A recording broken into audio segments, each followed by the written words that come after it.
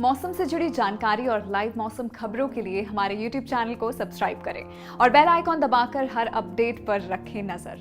नमस्कार, आप देख रहे हैं स्काईमेट वेदर रिपोर्ट और मैं हूं देवेंद्र त्रिपाठी।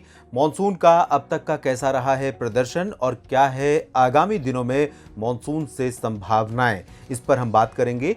1 जून से लेकर 20 सितंबर तक जो आंकड़े हमारे पास बारिश के मौजूद हैं उसके अनुसार पूरे देश में सामान्य से 7% ज्यादा वर्षा रिकॉर्ड की गई है।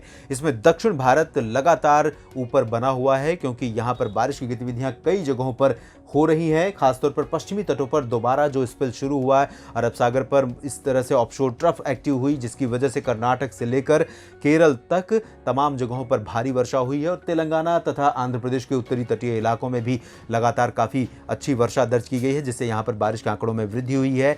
दक्षिण भारत में ना तो इन प्रमुख राज्यों में तेलंगाना, आंध्र प्रदेश, तमिलनाडु, केरल, कर्नाटक में कमी है बारिश में अब, ना ही लक्षद्वीप, पुडुचेरी और अंडमान व निकोबार द्वीप समूह में। इन सभी जगहों पर सामान्य या सामान्य से अधिक वर्षा रिकॉर्ड की गई है। ये इन क्षेत्रों में सामान्य से 29% अधिक वर्षा दक्षिण भारत के भागों में हुई है। मध्य भारत के भागों में पिछले कुछ दिनों से औसतन हर दिन जितनी बारिश होनी चाहिए उतनी बारिश हो रही है।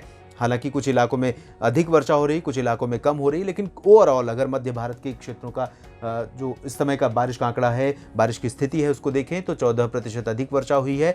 उत्तर भारत में मानसून वापस नहीं लौट रहा है और बारिश भी नहीं दे रहा है। हर दिन यहाँ पर बारिश के आंकड़ों में गिरावट आ रही है। अब यहाँ पर बारिश की कमी जो है वो बढ़कर 16% हो गई है। उत्तर पश्चिम भारत के पहाड़ी और मैदानी क्षेत्रों में, पूर्वी और पूर्वोत्तर क्षेत्रों में सामान्य से 1% अधिक वर्षा अब तक रिकॉर्ड की गई है। ये स्थिति है। मध्य भारत में ओडिशा में थोड़ी सी कमी है, छत्तीसगढ़ और विदर्भ में कुछ कमी है।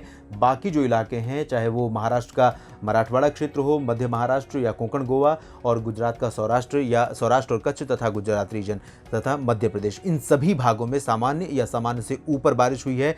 उत्तर भारत में राजस्थान को छोड़कर कोई ऐसा राज्य नहीं है जहां पर सामान्य बारिश हुई हो।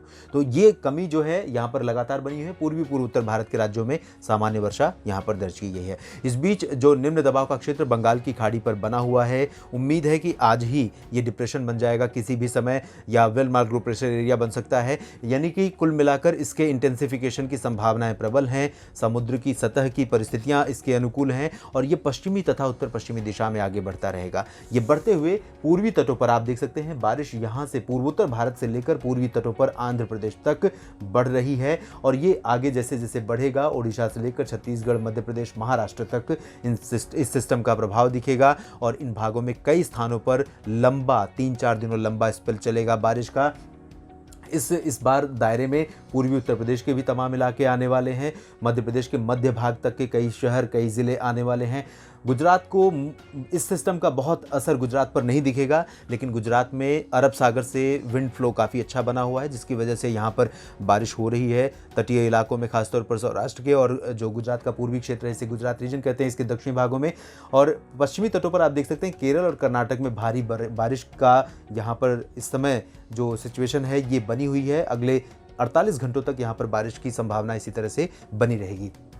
दूसरी ओर उत्तर भारत की तरफ अगर हम देखें तो कम से कम अगले 3-4 दिनों तक उत्तर भारत के लोगों को अच्छी मानसून वर्षा की राहत नजर नहीं आ रही है। इस बुलेटिन में अभी के लिए इतना ही। धन्यवाद।